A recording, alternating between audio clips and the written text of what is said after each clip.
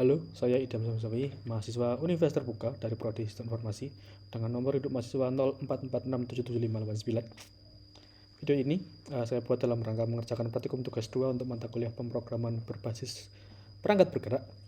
Jadi pada tugas 2 ini kita mendapat tugas untuk menampilkan data cuaca dari sebuah API. Nah, kita akan membuat sebuah aplikasi sederhana. Kita coba lihat API-nya terlebih dahulu. Ya, API-nya seperti ini. Ini ada data jam per jam, ada perubahan per jam, berapa hari, sekitar tanggal 24 sampai 30, kemudian ada data temperatur.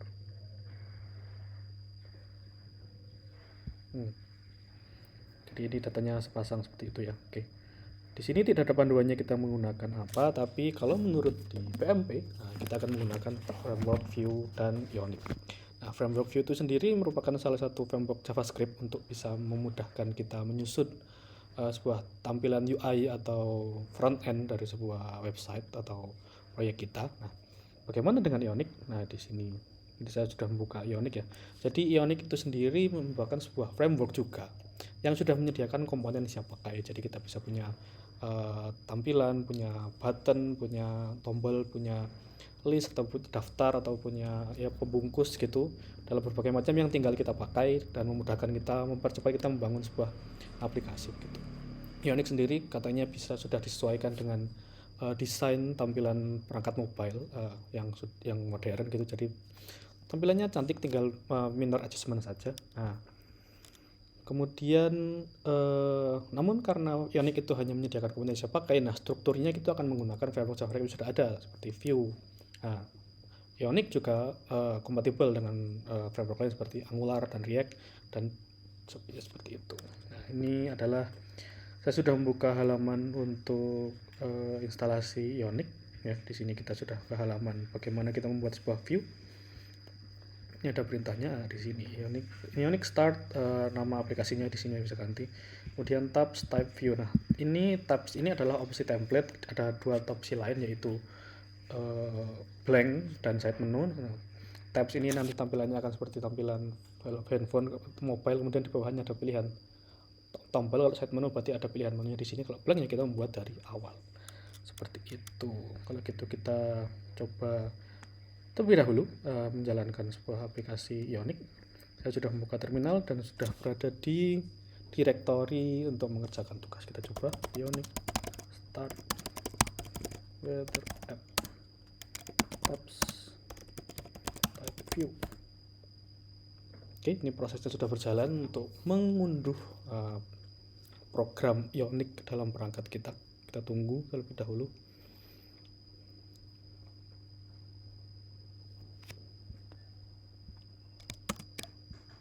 Oke, jadi proses instalasi Ionic sudah selesai. Ini prosesnya cukup panjang untuk pemasangannya. Kita coba masuk ke dalam. Ini kita buka programnya seperti apa. Oke, jadi ini adalah tampilan awal sebuah Ionic. Ini tadi kita menggunakan template tabs. Nah, kita coba lihat di bagian SRC di sini ada sebuah thumb view, komponennya kita bisa menggunakan masing-masing. Ini tabs.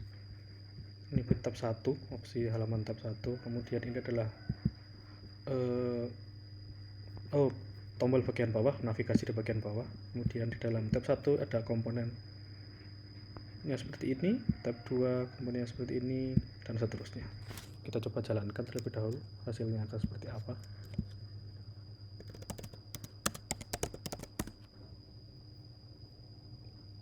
Ya, seperti ini komponen tampilan awal dari Ionic. Ada opsinya. Kalau gitu kita proses selanjutnya yaitu melakukan ngoding agar bisa sesuai dengan kita. Oke, jadi di belakang layar saya sudah mengerjakan tugas doa untuk mata kuliah praktikum pemrograman berbasis perangkat bergerak ini. Jadi apabila kita kembali beberapa detik sebelumnya, awalnya file tabs page ini memiliki 3 navigasi, namun saya ubah menjadi 2 karena menurut saya hanya butuh 2 saja. Navigasi pertama kita akan ke halaman home, di mana kita akan disambut. Kemudian dari halaman home itu kita akan masuk ke dalam daftar cuacanya. Kita coba jalankan hasilnya seperti apa. Nah, jadi seperti ini welcome to weather, kemudian kita ambil data, kemudian kita disambut list dari data cuaca yang menyambungkan antara tanggal dengan jam dengan suhu cuaca pada waktu itu. Ini navigasinya di bawah sini. Ini kembali ke home, ini masuk ke cuaca, jadi double aja demi kemudahan dalam navigasi seperti itu ya. Jadi di homepage tadi kita lihat bahwa di halaman homepage ada sebuah tombol, kita komponennya berada di halaman di berkas Ausable Container. Di sini menggunakan komponen yaitu ion button sebagai tombol untuk bisa masuk ke dalam aplikasi. Kita menggunakan aplikasi komponen bawaan dari Ionic daripada kita membangun dari awal. Bentuknya di halaman weather page ada weather list, kita dari title bar ada weather, kemudian komponennya itu weather list. Dalam weather list kita lihat di sini saya menggunakan ion list. Nah, dengan komponen di dalamnya ada ion item dan ion level.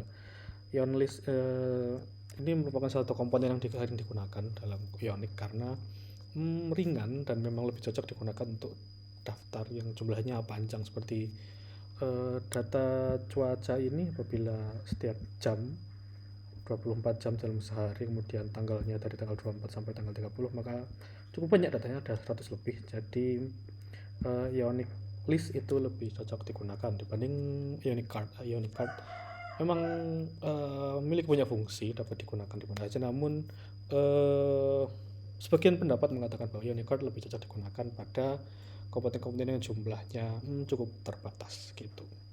Dan komponen card memiliki lebih banyak komponen ion card dibanding ion list.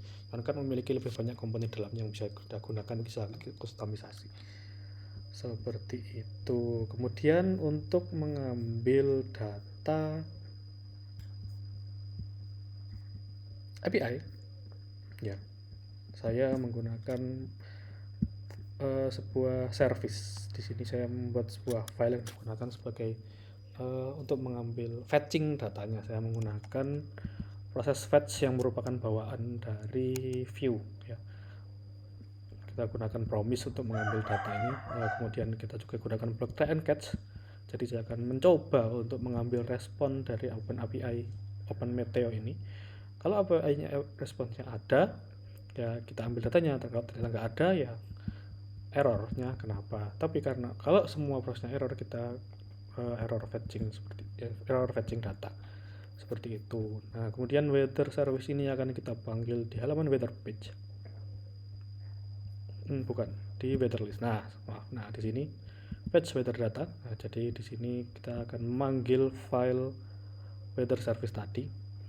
Nah, kemudian kita tampilkan ke temperatur data. Nah, di sini saya juga membatasi untuk pengambilan awal itu sebagai 20 data dulu. Kemudian kita ketika scroll baru mengambil 20 data selanjutnya. Ini juga mencegah jadi fetching data dalam jumlah dibatas itu meringankan beban kerja front end, karena kita hanya menampilkan 20 komponen di awal. Kalau kita menampilkan semuanya 100, saya rasa akan cukup berat. Namun saya tidak menggunakan paginasi, saya menggunakan infinite scrolling. Namun di sini bisa kita lihat bahwa karena datanya cukup ringan, jadi infinite scrollingnya tidak terlalu terlihat seperti itu.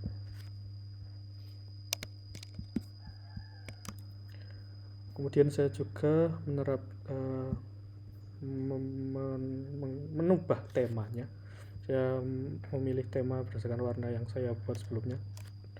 Jadi di sini saya menggunakan warna primernya warna navy, kemudian warna sekundernya cenderung kuning, kemudian backgroundnya juga didominasi oleh putih, kemudian teksnya hitam dan abu-abu, bisa kita lihat di sini ya. Ini backgroundnya menggunakan biru ungu, kemudian datanya juga warna kuning. Nah, seperti itu. Selain itu saya juga menggunakan inline styling bukan inline, di scope styling dalam view, khas view. Di sini kita untuk memberi warna pada daftar tampilan cuaca seperti itu. Oke, di sini tadi yang saya buka adalah CSS utamanya. Ini di sini paling atas saya menambahkan warna-warna yang akan digunakan. Oke, jadi sepertinya itu saja penjelasan saya mengenai tugas 2 saya dari mata kuliah pemrograman berbasis perangkat bergerak ini. Sekian video dari saya. Bila kesalahan saya mohon maaf, semoga bermanfaat. Sampai jumpa lagi.